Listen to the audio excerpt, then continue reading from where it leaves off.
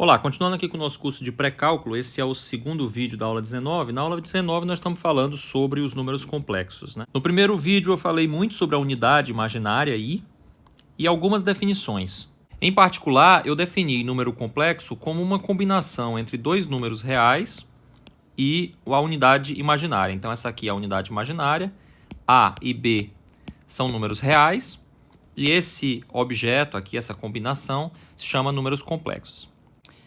Bom, eu já tinha dito no vídeo passado que fazemos as operações considerando essa unidade imaginária aí como sendo uma variável, né? E operamos algebricamente com ela assim.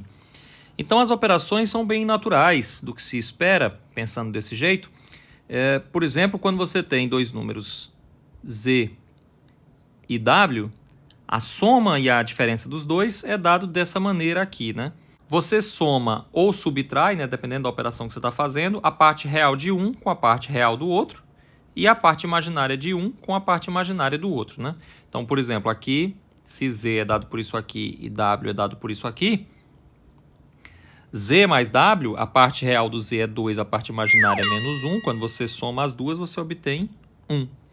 E 3i com 7i dá 10i.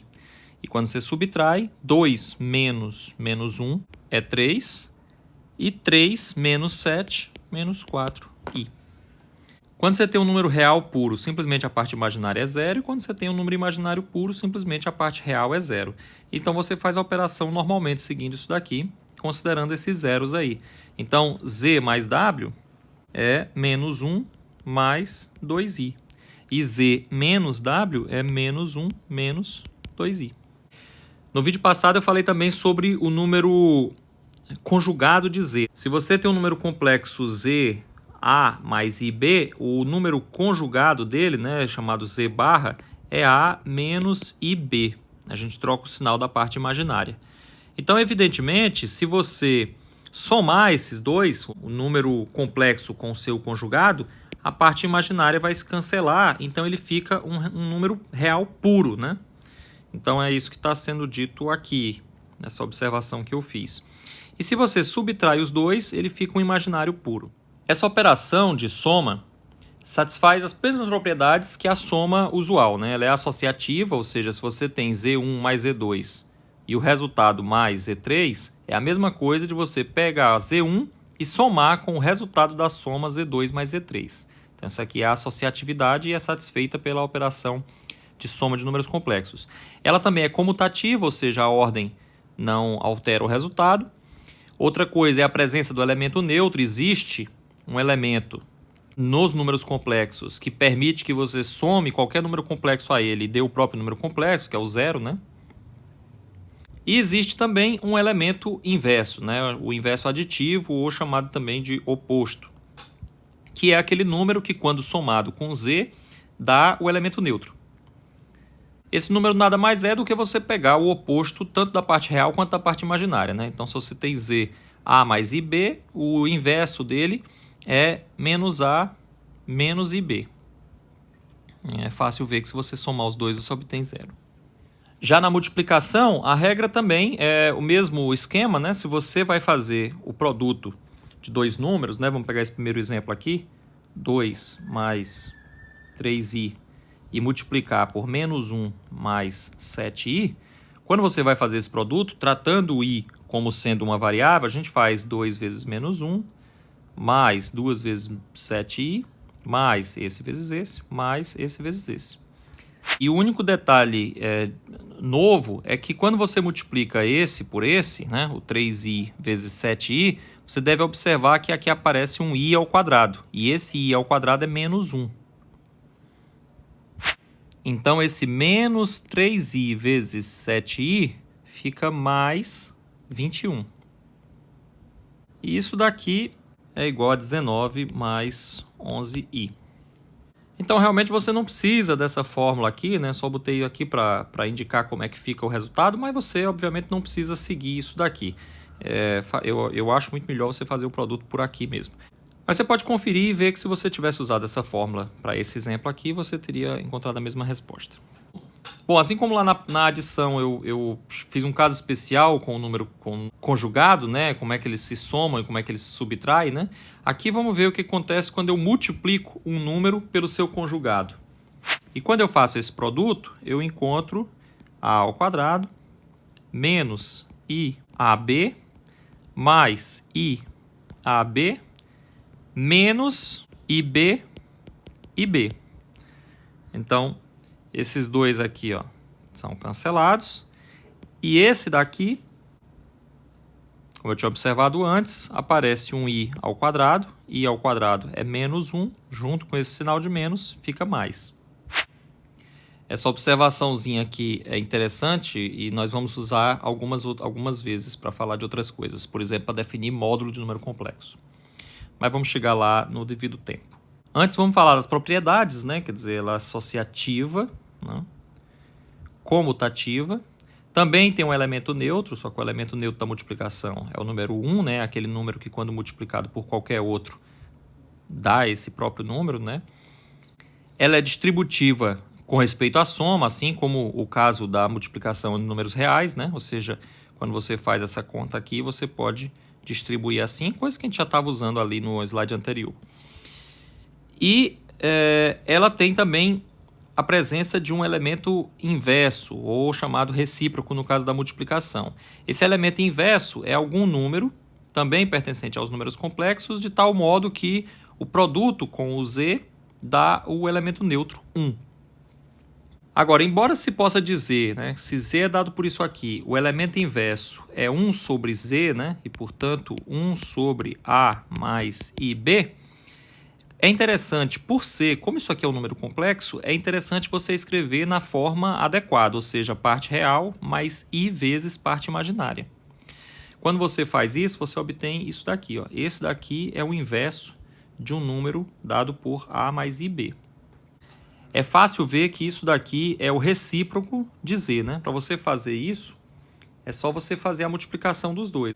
Quer dizer, esse vezes esse vezes esse vezes esse vezes esse. Você encontra isso daqui, esses dois aqui são iguais, podem ser cancelados, e de novo você tem aqui aparecendo um i ao quadrado, e esse i ao quadrado que dá menos 1, junto com esse sinal de menos, dá mais. Aqui essa fração, como você tem o mesmo denominador para os dois, você repete o denominador e soma os numeradores. E aí você vê que isso aqui dá 1, que é o que se era de se esperar quando você está falando do recíproco de um número complexo. Essa é a ideia de recíproco, né? Bom, já mostrei que isso daqui realmente fornece o recíproco, né? Mas como é que eu chego a essa expressão aqui, né? Não é na base de tentativa e erro. É muito simples, na verdade. É só você pensar que se W é 1 sobre Z e, portanto, 1 sobre A mais IB, se você multiplicar em cima e embaixo pela mesma coisa, você não altera essa fração. Então, você pode multiplicar em cima e embaixo pelo complexo conjugado do Z. Ou seja, A menos IB. Embaixo, essa conta aqui dá A ao quadrado mais B ao quadrado. E em cima, você fica com isso daqui. A menos IB. Então, isso daqui é essa expressão aqui que a gente tinha proposto, né? A ideia de número recíproco, né, como a gente viu lá em número real, é o caminho que faz a gente definir divisão. Afinal de contas, dividir é multiplicar pelo recíproco. Então, quando você tem, por exemplo, Z dividido por W, né? Como é que você faz divisão de número complexo? Isso aqui nada mais é do que Z multiplicado pelo recíproco de W. Isso aqui nada mais é do que essa fórmula aqui. E aqui basta você fazer essa conta aqui, né? Quer dizer, essa parte de baixo aqui, 36 mais 25 dá 61.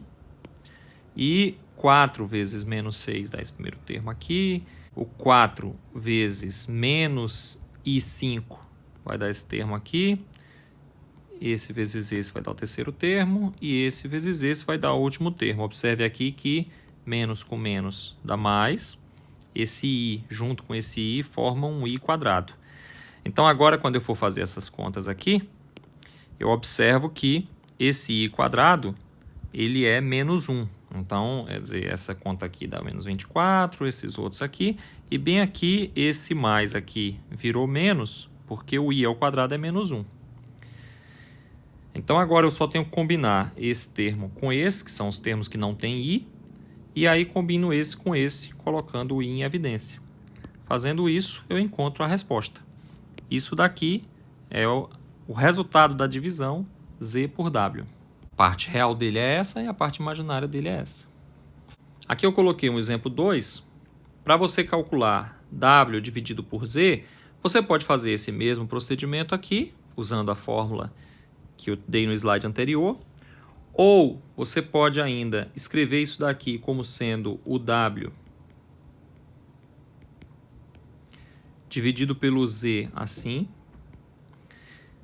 e aí você vem aqui e multiplica em cima e embaixo pelo complexo conjugado do denominador.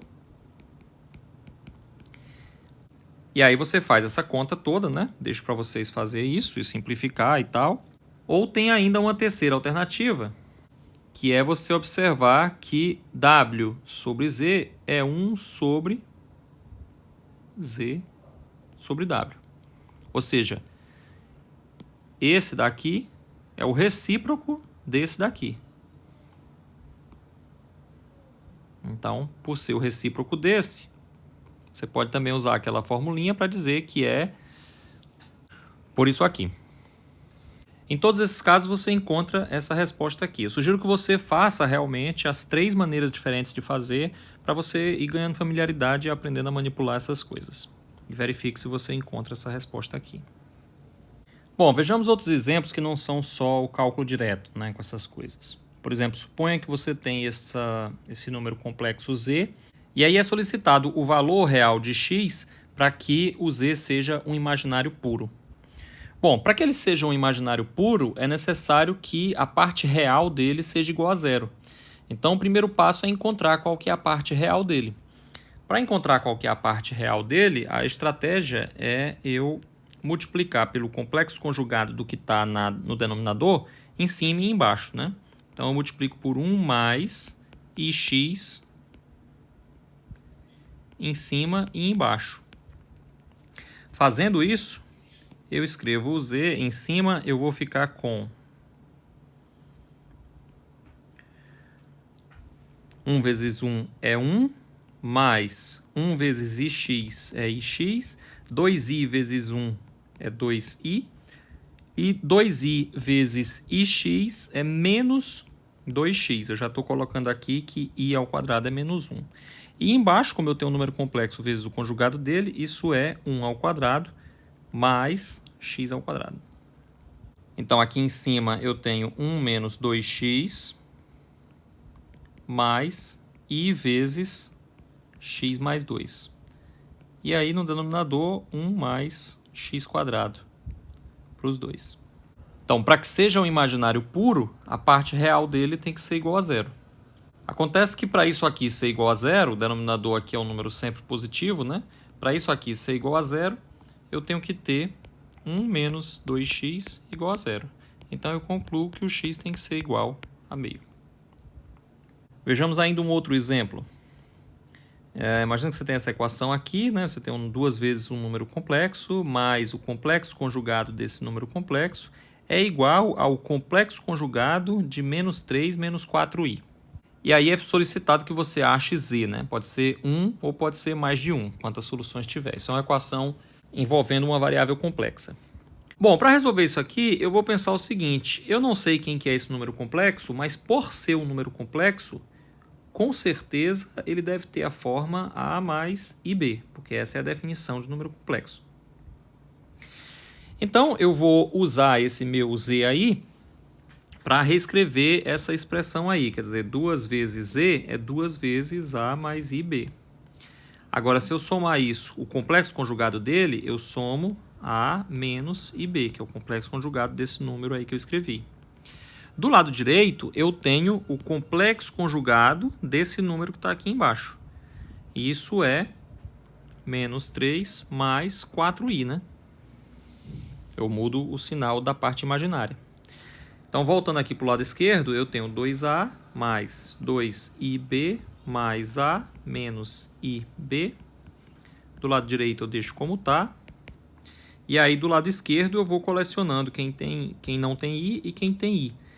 E aí do lado direito, menos 3 mais 4i. Eu tenho aqui a igualdade de dois números complexos. Das suas partes reais são iguais e as suas partes imaginárias também são iguais. Então, para que o lado esquerdo seja igual ao lado direito, eu tenho que ter 3a igual a menos 3 e tenho que ter b igual a 4. 3a igual a 3 significa a igual a menos 1, né? Então, eu encontrei o valor de a, encontrei o valor de b. Então, o número complexo que satisfaz aquela equação lá é o número menos 1 mais 4i, em que eu peguei os valores de a e b e substituí aqui na minha proposta inicial para o formato do z.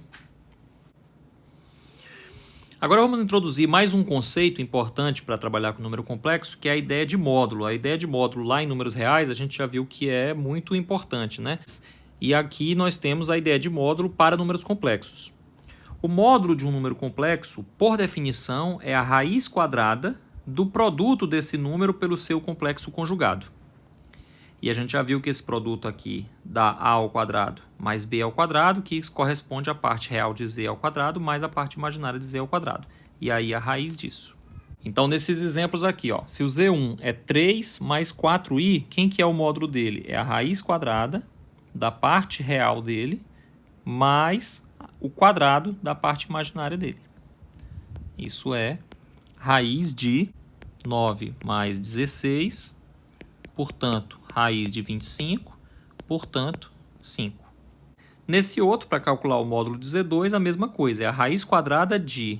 A parte real dele é menos raiz de 3 sobre 2, eu pego a parte real ao quadrado, mais a parte imaginária dele, que é meio, ao quadrado. Agora eu tenho que fazer essa conta aqui. Isso aqui é raiz de... Menos raiz de 3 sobre 2 ao quadrado é 3 quartos. E meio ao quadrado é 1 quarto. Isso aqui é igual a raiz quadrada de 4 quartos, que é igual a 1. Então, o módulo desse número aqui é 1. Eu mostrei aqui para você como é que se calcula o módulo. Agora eu vou falar um pouco, algumas observações de por que o módulo é definido dessa maneira. O primeiro item é que quando você tem um número real puro, essa definição se enquadra na definição que nós tínhamos antes. Veja bem, ó, quando você tem z igual a 5, isso aqui é um número complexo em que a parte imaginária dele é 0. Se eu for calcular o módulo de z, dizendo que isso daqui é a raiz quadrada da parte real dele ao quadrado, mais a parte imaginária dele ao quadrado, isso aqui vai dar a raiz de 25, que é igual a 5. Então, você vê que é consistente com o que nós tínhamos definidos para números reais, né? Quer dizer, o número 5, o módulo dele é 5. Nesse outro exemplo aqui, exemplo 2, eu tenho de novo aqui um real puro, então significa dizer que a parte imaginária dele é 0. Então, o módulo de z vai ser igual a raiz quadrada da parte real dele, que é menos 2 ao quadrado, mais a parte imaginária dele, que é 0 ao quadrado. Agora, menos 2 ao quadrado é 4.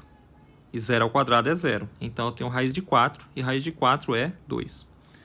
Observe que, como a gente esperava, o módulo de menos 2 é 2. Então, por esse teste já passou, né? Já que os números complexos englobam os números reais, nós não gostaríamos de ter uma definição de módulo que fosse diferente da que nós tínhamos antes, no caso especial em que o número complexo é um real puro. Mas não é isso que acontece. Quando você tem um real puro, a definição de módulo bate exatamente com o que nós tínhamos antes. Uma segunda coisa a observar é que a ideia de módulo, graficamente, ela significa o seguinte: quando a gente está trabalhando com números reais, a gente organiza os números na reta real e a ideia de módulo tem a ver com a noção de distância, né? Então, por exemplo, o número 2 ele tem o mesmo módulo que o número menos 2. Isso é expressado na reta real, notando que a distância do menos 2 até o zero é igual à distância do 2 até o zero. Então, a ideia de módulo carrega em si essa informação, ou se a distância que o número está do zero. Então, se o número está para a direita, ele é positivo e a distância é positiva. Se o número está para a esquerda, ele é negativo, mas a distância que ele está para zero continua a ser positiva. Essa característica do módulo ela é mantida pelos números complexos. Você se lembra do vídeo anterior que os números complexos são representados graficamente no que a gente chama de plano complexo ou plano de Argand-Gauss.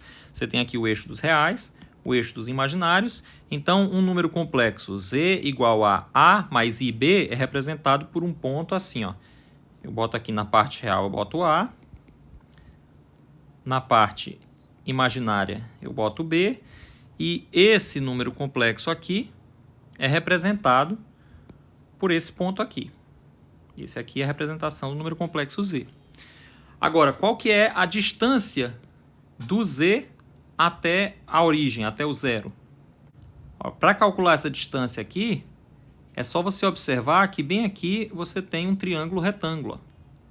Um triângulo retângulo em que um cateto é A, o outro cateto mede B, e aí qual o tamanho da hipotenusa? Qual a distância? O Teorema de Pitágoras te diz que D ao quadrado é igual a A ao quadrado mais B ao quadrado, ou seja, a distância de Z até a origem é a raiz de A ao quadrado mais B ao quadrado, que é justamente o que me diz que é o módulo de Z.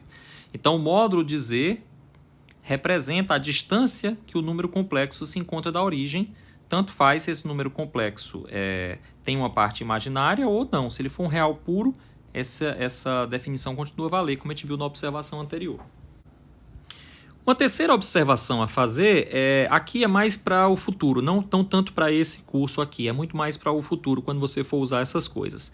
É que é muito comum, em alguns contextos, quando as pessoas escrevem Z2, geralmente elas estão se referindo a ZZ barra. Porque quando você faz Z multiplicado por si mesmo, que seria, digamos assim, literalmente o que significa Z ao quadrado, né? Quando você tem ao quadrado, você multiplica a coisa por ela mesma. Então, Z ao quadrado literalmente seria isso aqui. Só que quando você faz essa conta, multiplica Z por Z, o resultado que você obtém, é só você fazer essa conta aqui e confirmar, não é um número real, ou pelo menos não necessariamente. Pode ter uma parte imaginária diferente de zero. E além disso, a parte real dele não é positiva, como a gente espera de uma coisa ao quadrado, né? O número real ao quadrado sempre positivo. Já o número complexo ao quadrado não só nem sempre é positivo, como não é nem real, né? Não necessariamente, pelo menos. Agora, quando você tem z vezes z barra, como a gente já viu, isso é a ao quadrado mais b ao quadrado. Então, z vezes z barra é um número real e real positivo. Ou seja, z vezes z barra é sempre maior ou igual a zero. Quando você trabalha com número real, x ao quadrado é sempre maior ou igual a zero. Então, se você quiser dizer para número complexo, se você encarar isso daqui como sendo essa multiplicação, você não vai poder dizer que isso aqui é sempre maior ou igual a zero. Então, por isso que algumas pessoas escrevem assim, pensando nisso para poder manter aquela história de que o z ao quadrado é maior ou igual a zero. Mas isso em alguns contextos específicos onde não há risco de confusão. Mas aqui no nosso curso, quando eu falar z ao quadrado, eu vou estar me referindo a esse produto aqui mesmo. Estou só dizendo que se você for olhar no outro livro, de repente você vai se deparar com isso. Bom, e uma última observação é que a gente pode escrever o recíproco de um número complexo dessa maneira mais compacta, né?